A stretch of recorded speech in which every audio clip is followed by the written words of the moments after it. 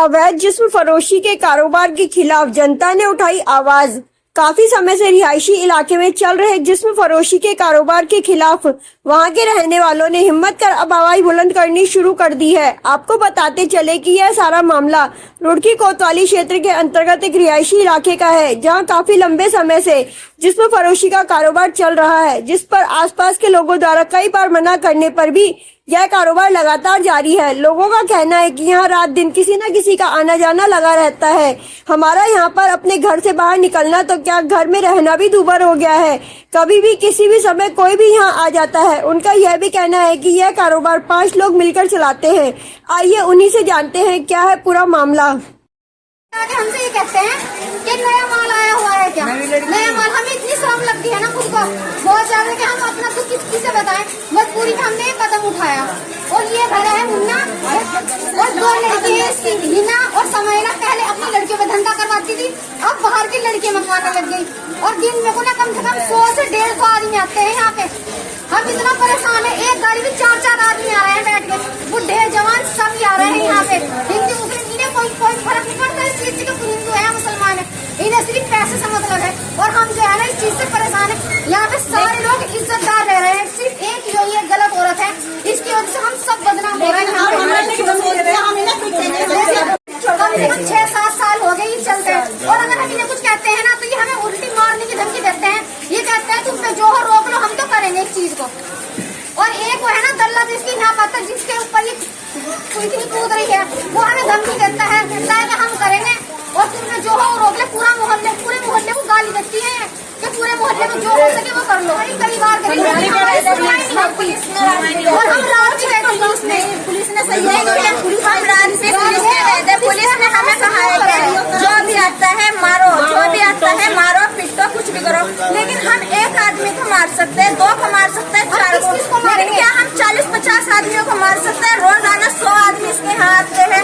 ये करोड़ों रुपए कमाती है एक महीने में और इसने ये हवेली बना रखी है। इसके घर में कोई करने वाला नहीं है। ये बताओ, हमारे बच्चों का भविष्य खराब हो रहा है।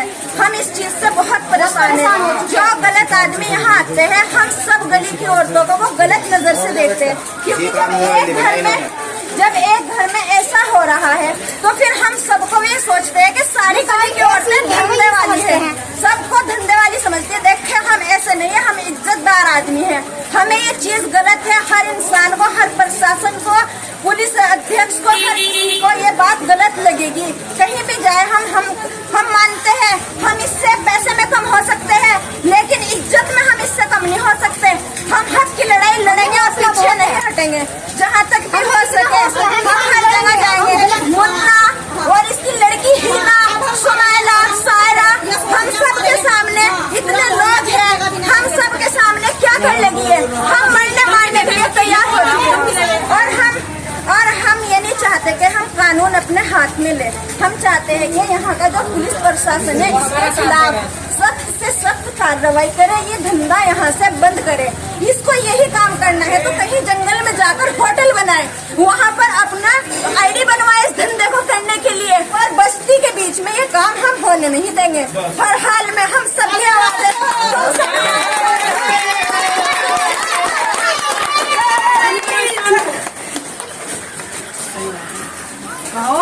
इस धंधे को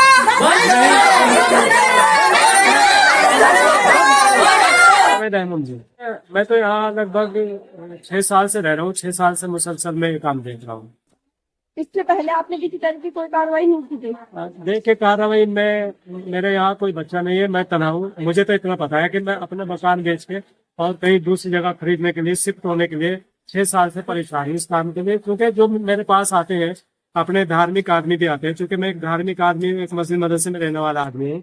और 6 साल से मैं सिर्फ अपने घर पे इसीलिए बैठा हूँ कि अपनी औरत की हिफाजत की वजह से, अपने बच्चों की हिफाजत के लिए, क्योंकि सोचते हैं कि यार अपनी इज्जत को बचाने के लिए इससे अच्छा कहीं और शिफ्ट हो जाए।